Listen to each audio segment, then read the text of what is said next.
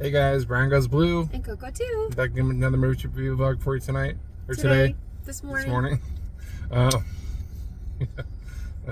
We're seeing a movie at 10:40 in the morning. And today we'll be seeing We Live in Time. Yeah. We thought this was a perfect morning movie. We haven't done a morning movie in a bit. Mm-hmm. We got some breakfast of champs here. Bring it into the theater. So I'm really excited to see this movie. It was a late night. As it usually is. We're here this morning, bright-eyed and bushy-tailed. Yeah. And we were debating seeing Terrifier 3 in this Friday night and Sunday morning, and of course this seemed more appropriate for a Sunday watch, and we knew we'd be crying, or at least I knew I'd be crying. So I'll cry on the inside. So yeah, I've been highly anticipating this movie ever since I saw the trailer. The music hooked me. I even went on Spotify and listened to the music, just the one song that they have in the trailer. Yeah. This is definitely going to be a tearjerker. We do know that Florence Pugh and Andrew Garfield star in this one. We do know that Florence Pugh is sick, and they're I don't know. We're gonna find out all of the details, all of the things. But they're a couple. They have a daughter. Seems like she gets sick, Florence Pugh, and they're trying to navigate getting married and having a child and having their lives. And yeah, it's gonna be a roller coaster. I know it. It's a very real life type of movie. Mm-hmm. Andrew Garfield, I haven't seen him. I don't think he's done anything since Spider-Man: No Way Home, right? I don't think so. He did that Tick Tick Boom. Oh, we never. That might have been before that. That was that, but I don't know. That's just something in my head that I'm I've never seen that, and I really need to see it. So, yeah, but I don't know. I don't know if he's done anything else. But yeah, I'm really so excited to see this movie. I think it's going to be so good. I think they're going to have great chemistry. I could already feel it in the trailer. So. And it's an A24. Is it? Yeah. Oh, I didn't even realize. Mm-hmm. So we're going to have plenty of thoughts after. We're going to go in there and get our drinks and get settled and have our breakfast. Yeah, in the theater. So, yeah, we'll be back with you guys in a little bit. Yeah. Around the tree to the AMC we go. It's beautiful out this morning. It is 74 degrees. Yeah. Feels really nice and crisp. It's not humid. Nope. Sorry. And there's not many people over here. Oh yeah. Parked. We totally got princess parking. Princess parking, that's what we call it. Yep. So at this point, are we fully caught up? No, we still haven't seen Saturday Night. But we said we were okay with watching that one. Yeah, we might have to watch that one at home. Yeah. Other than that, though, we're caught up? No, there's something else that came out this weekend. Oh, okay. But, yeah. Alright, we just got out of seeing We Live in Time. It was a very emotional movie. Give you our thoughts in the car. And we're back in the car. It's now the afternoon. Yeah, it's 1 o'clock now. Well, I'm swollen. My eyes are burning. I'm all congested. Oh. I started crying and I couldn't stop. I cried probably the entire time. I cried off and on. But I mean, I held it in a little bit. Yeah, I held it, and there were some parts where I was I gotta stop crying. I gotta just I gotta hone in. There were some, little funny parts. More cute, that made things funny. Yeah. Whew, this is sitting really heavy on me right now. I'm not gonna lie to you guys. I'm not gonna be able to formulate all my thoughts. There's just no way. I'm still processing. That was a very highly personal and somebody might go see this and they're oh, that was cute, that was sad, it was emotional, whatever. But it's one thing to relate to something, and then it's another thing to just appreciate a movie for what it is. And I'm not saying I fully relate to it, because if you see the movie, that's not what I'm saying. But there's so much depth to this. There's so many layers of like what's happening here. We don't want to give any spoilers as to like what happens, but we did say, you know, when we started that just from the trailer alone, we knew that Florence Pugh was sick, and they show this, you know, progression of her going through chemotherapy. You know, she's got the shaved head, and yeah, they show progression, and then they don't at the same time because they jump around a lot. oh, this movie, if that's not the kind of movie for you, like, this jumps around a lot. It was a little hard to follow at first, and then when I realized like what was happening and how they were doing it, it was like, okay, you know, I get it. And I really liked the style of that, because it just kind of brought you were here and there and everywhere Yeah. at different times. Whew, goodness. Well, when the credits rolled, just an initial reaction, and I've probably said this before about movies, but like that for me, that was like one of the best movies that I've ever seen. It was, yeah. I loved it. I loved it so much. I really did. I really, just where I'm at, like in my life right now, where we're at in our life, like I just, gosh, it was amazing to me. Yeah. What did you think? You don't have to say it was the best movie you've ever seen or anything. The best movie I've ever seen. No, I mean, I did enjoy it quite a bit. Yeah. I liked Andrew Garfield in it a lot. Yeah. Florence Pugh. If you don't like Florence Pugh, you're not going to like Florence Pugh in this, because she is basically pewing it. She's pewing all over the screen. But yeah, it's just, she has a certain acting style, but I definitely enjoy it.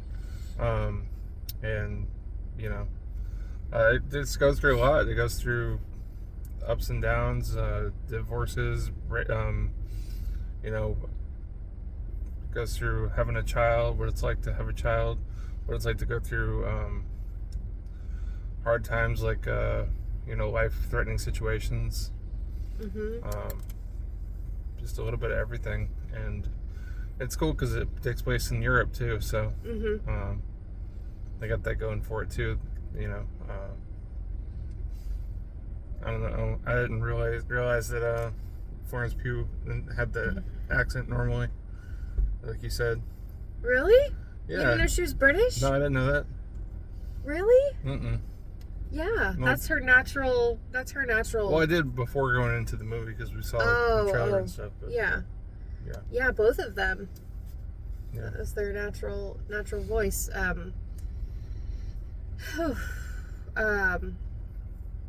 Yeah.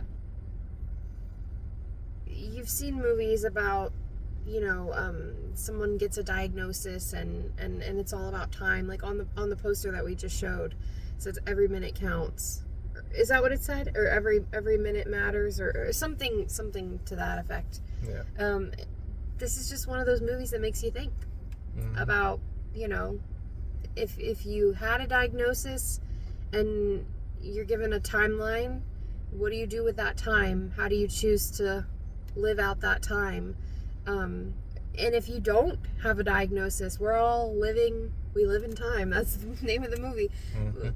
There's, you know... What are you going to do with your time? Yeah. It really just makes you think about life and how, you know, you should be grateful for the time that you have and not take it for granted. And what you prioritize in life. Yes. Thank you for saying that, because there was one aspect to this, which I'm not going to get deep into because I don't want to spoil it, but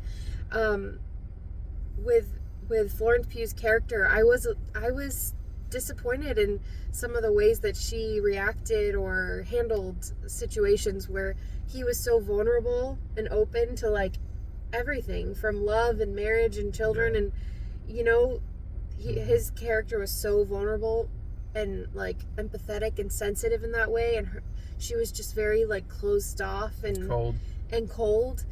But then we get to see that like she's that way because of loss that she's experienced, and then she, you know, ends up facing that, and that's a beautiful moment too. And it really, like I said, that there's just so many layers to it, But it's like for me, like I never liked the Disney villains, right? But then when you get older and you kind of like you try to understand their story and where they're coming from, then you realize like, oh, that's why they're a villain. Yeah. You know? So they have something that really messed them up in the past. Everybody has a story.